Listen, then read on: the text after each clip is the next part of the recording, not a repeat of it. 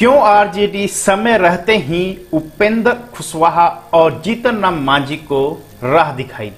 क्यों VIP party के मुकेश सहनी को इतनी तहज्जुब दी जा रही है आरजेडी में? आरजेडी अब कितने सीटों पर चुनाव लड़ सकता है? ओवरऑल जीतन राम मांझी और उपेंद्र कुशवाहा का आउट कर दिया है महागठबंधन से। आरजेडी का यह प्लान सक्सेसफुल हुआ। वीआईपी पार्टी के मुकेश सहनी को सहयोगी बना के रखे हैं। कांग्रेस, आरजेडी और वीआईपी पार्टी महागठबंधन में रहेंगे। जीतन राम मांझी, उपेंद्र कुशवाहा का क्या हुआ इस वीडियो में बताएंगे।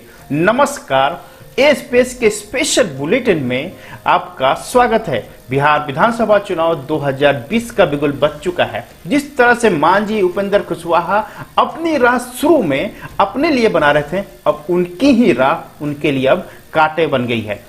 जिस तरह से आरजेडी अपने आप को झारखंड की तर्ज पे अकेले और मजबूत बिहार में चाहता था, उसी राह पे आगे बढ़ चुका है। कांग्रेस को भी आंखें दिखाया है और वीआईपी पार्टी को पता है कि किस लेवल पे और कितनी बात करनी है। इसलिए बिहार विधानसभा चुनाव 2020 की महागठबंधन की राह बदल चुकी है और अब किस करवट कौन बैठेगा ये तो समय बताएगा।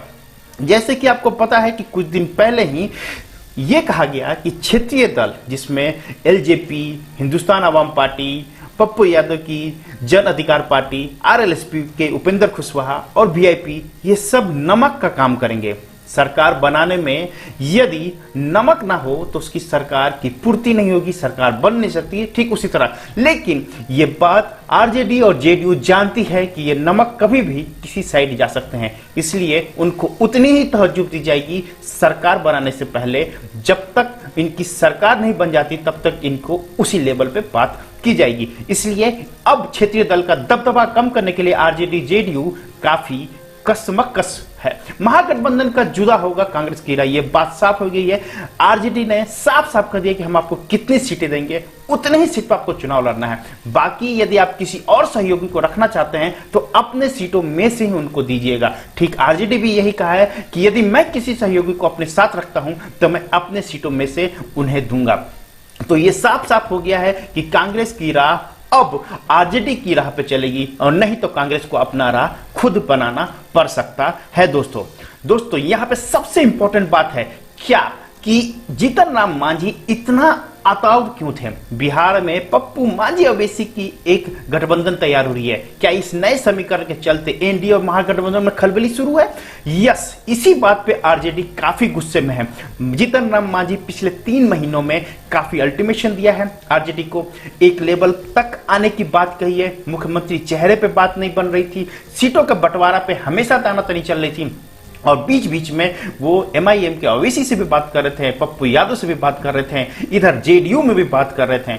तो इनका राह क्लियर नहीं था और इस क्लियर के चलते ही आरजेडी ने इन्हें अपनी राह दिखा दी है। और आरजेडी अब क्लियर कर दिया है कि जीतन राम मांझी को गठबंधन में सीट नहीं मिलने वाला है। यदि सीट देगा तो कांग्रेस कोटा से इनको सीट मिल सकती है। यदि गठबंधन में रहना है तो जेडीयू भी ने साफ साफ कर दिया कि इस वक्त इनको सीट नहीं देगा। तो ये जेडीयू से भी फ्लॉप होते हुए नजर आ रहे हैं। तो महागठबंधन और जेडीयू, बीजेपी गठबंधन से भी जीतन राम मांझी का पत्ता साफ है। इसलिए थर्ड फ्रंट बनाने की कोशिश में लगे हुए हैं और ये कितना सक्सेसफुल होगा ये तो चुनाव के बाद ही आपको पता चलेगा। दोस्तों ठीक उसी तरह जहां पर आपको पता है कि आरजेडी को समय समय रहते हुए आरएलएसपी और हमने काफी आंख दिखाई थी। अब आरजेडी, क्योंकि आपको पता है कि बिहार में बड़ी पार्टी है और इस वक्त वो सबसे ज्यादा सीट पर चुनाव लड़ना चाहती है, क्योंकि ये पिछले बार 2015 में गलती हुई थी जिसका अब ये पुनरावृत्ति नहीं करेगा। इसलिए आरजेडी चाहता है कि कुछ क्षेत्रीय दल को अपने साथ रखे लेकिन मैक्सिमम को साइड लाइन कर दिया जाए। इसलिए जीतन राम मांझी और उपेंद्र कुशवाहा को साइड कर दिया है। जीतन राम मांझी पटना में रहते हुए भी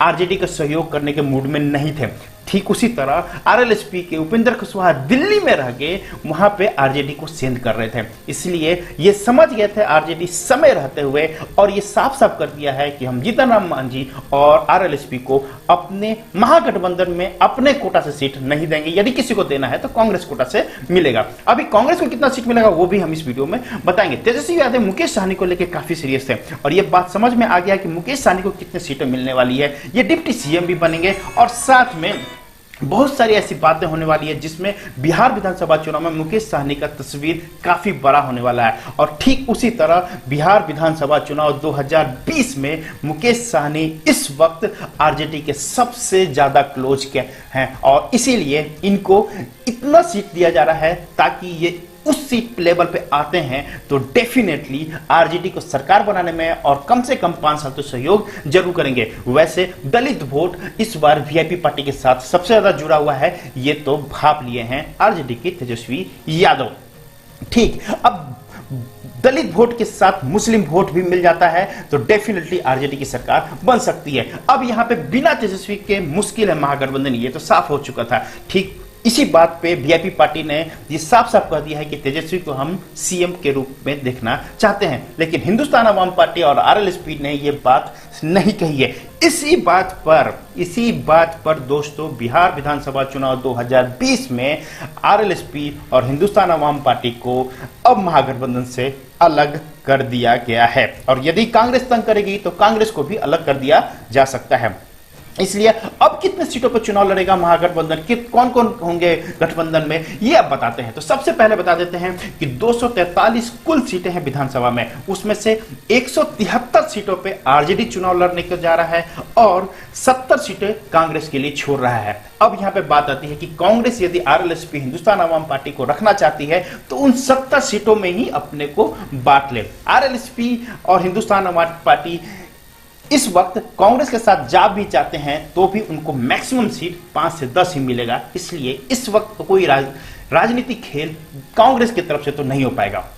आरजेडी ने 173 सीटों पर चुनाव लड़ने की कोशिश की है और उसमें साफ साफ कर दिया है कि 30 से लेके 35 सीटें वो वीआईपी पार्टी को देगा और ये सत्य है। और इसीलिए बिहार विधानसभा चुनाव 2020 में आरएलएसपी हिंदुस्तान अवाम पार्टी का पत्ता कट चुका है महागठबंधन से और वीआईपी पार्टी की एंट्री जबरदस्त हुई है और जबरदस्त सीटों के साथ हुई है। दोस्तों अब बात करते हैं कि वीआईपी पार्टी के मुकेश साहनी अब कहां खड़े हैं। मुकेश साहनी को यह तो मान लिया गया है कि पिछले उपचुनाव में 25,000 सीट मत लाके और दूसरे पायदान में थे, तो यह तो प्रूफ कर दिया है कि ये एक बड़े रेस के घोड़े हैं। तो इस बार मुकेश साहनी 35 सीटों पे चुनाव लड़ सकते हैं बिहार विधानसभा चुनाव में और सहयोगी सबसे बड़ा होगा आरजेडी। अब आरजेडी कितने सीटों पर चुनाव लड़ सकता है? आरजेडी हो सकता है कि करीब करीब ये 140 से लेके 150 सीटों पर चुनाव लड़ेगा और डेफिनेटली इस वक्त इनकी जीत की राह थोड़ी आसान हो सकती है। एक तरह से माना जाए तो अच्छा ही है कि क्षेत्रीय दल को अपने साथ ज्यादा रखिएगा तो सीट की बंटवारा ज्यादा होगी और उसके चलते आप पूर्ण बहुमत में कभी नहीं आ पाएगा। तो इसी से बचने के लिए पूर्ण बहुमत में बिहार विधानसभा चुनाव 2020 में आरजेडी ने साफ कर दिया है कि अब हम 140-150 सीटों पर लड़ेंगे। वीआईपी पार्टी को 30 से 35 सीटें मिलेगी और कांग्रेस को 70 सीटें दे देते हैं। अब आप उसमें जिसको बांटना है बांट सकते हैं। दोस्तों ये वीडियो कैसा लगा कमेंट बॉक्स में अपडेट कीजिएगा, लाइक कीजिए, शेयर कीजिए, सब्सक्राइब कीजिए, बेल आइकन को जरूर प्रेस कर लीजिएगा। हमारी तरफ से जो भी नया वीडियो आए उसका नोटिफिकेशन आपको जरूर मिले। दोस्तों मिलते हैं किसी नए वीडियो के साथ, तब तक के लिए जय भारत जय बिहार।